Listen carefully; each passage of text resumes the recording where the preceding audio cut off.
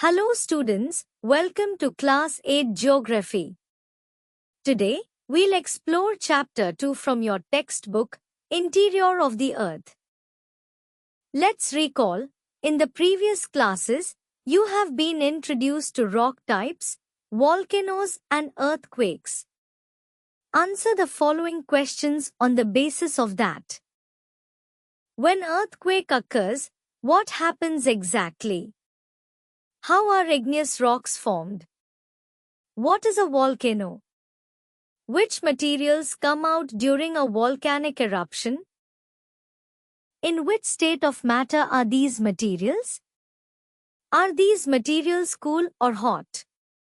Why? Try this. Boil half a liter of milk. When the milk comes to a boil, switch off the gas. Keep a lid on the vessel. After 10 minutes, remove the lid, take it to a side and tilt it.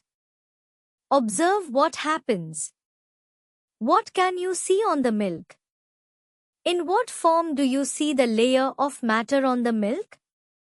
Remove this layer of matter. Take note of the difference in temperature of this matter and the milk and answer the following questions. When the milk was kept for boiling, in which state was it? When the milk was boiling, what did you observe? What had accumulated over the lid of the vessel? Tell whether the matter accumulated on the milk is liquid or solid. Was it cooler or hotter than the milk below? On which other substances can similar experiments be carried out? Explanation. Before boiling, the milk was in the liquid state. After it came to a boil, steam started coming out from it. After some time, a thick layer of cream develops over the milk. The temperature of the cream is lesser than the milk below. Thus, it can be implied that the creamy layer cooled faster than the milk below it, which remained hot and in a liquid form. A similar process occurred when the Earth cooled. The scientists unanimously believe that the Earth was formed out of the solar system itself. Initially, Earth was a gaseous hot balloon. It cooled down as it rotated around itself. The process of cooling took place from the outer surface towards the Earth's center.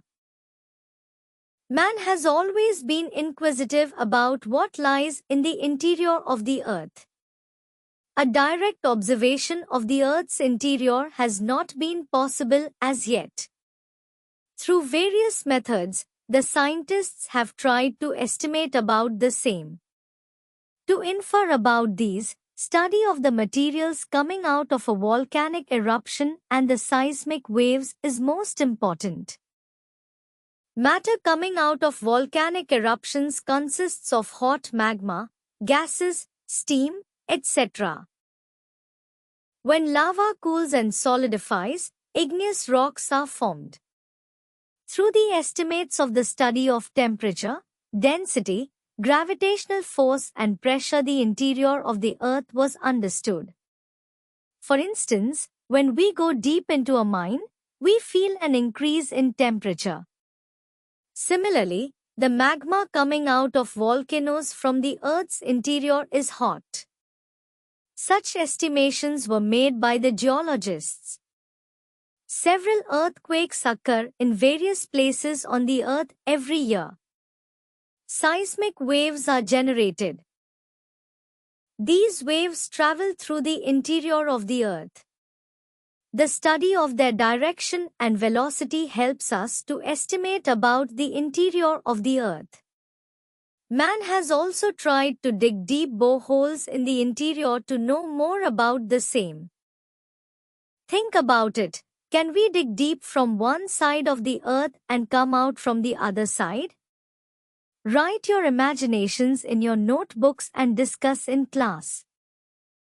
Do you know? Our Earth was formed approximately 4.6 billion years ago.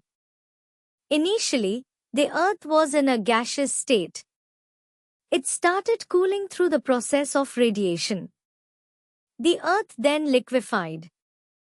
With time, the outermost part of the Earth cooled first and became solid. This outermost layer of the Earth is called the crust. Even today, outer planets of the solar system are in a gaseous state. The composition of the Earth's interior. Try this.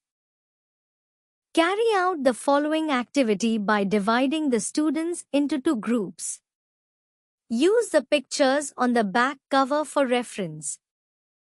Take clay balls of 3 colors red, yellow and blue as available in the market. Make the red ball bigger. Roll out the yellow color ball. You will get a flat roti-like structure. Place the red color ball inside the yellow one like you fill Puran in a Puran Poli. Give it the shape of a sphere. Now roll out the blue ball and fill the yellow one in it as done earlier. Make a sphere out of this too. Show the continents in yellow on this sphere like a globe. Now your globe made from clay is ready. To see the interior of the Earth, cut the sphere exactly in half. You can see various layers of colors inside like the layers of the Earth's interior. Name these layers. Explanation. While going from the Earth's surface to its core, major changes occur in temperature and density. With respect to these two elements, the Earth's interior can be divided into following layers. The crust. The uppermost layer of the Earth's surface is in solid state and is called the crust. The thickness of the crust is not the same everywhere. On an average, it is 30 to 35 kilometers thick. The thickness of the crust below the continents is from 16 to 45 kilometers, 40 kilometers under the mountain ranges and less than 10 kilometers under the oceans.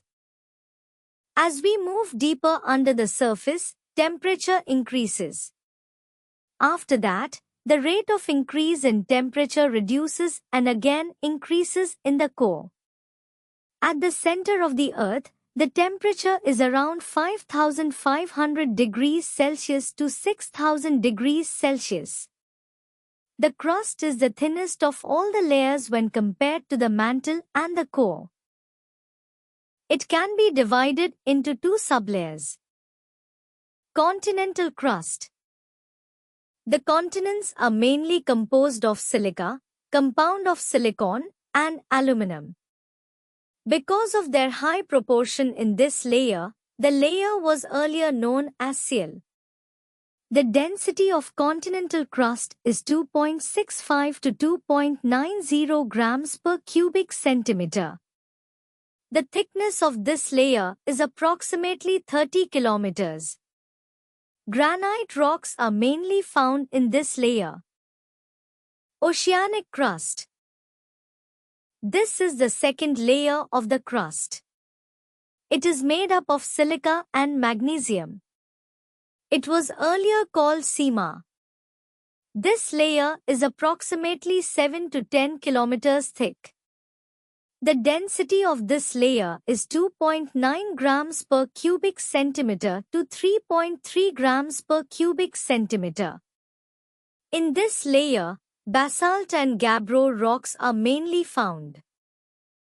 Always remember, elements found in various layers of the Earth's interior: silicon, C, aluminium, Al, magnesium, Mg, nickel, Ni, ferrous, iron, Fe. Do you know? There is a discontinuity between the continental crust and oceanic crust. It was first deduced by a scientist called Conrad and is named after him as Conrad discontinuity.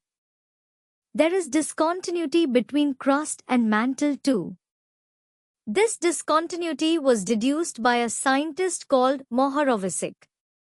It has been named after him as Moho discontinuity. There is discontinuity between mantle and core too. It has been named after Gutenberg, a scientist who discovered it.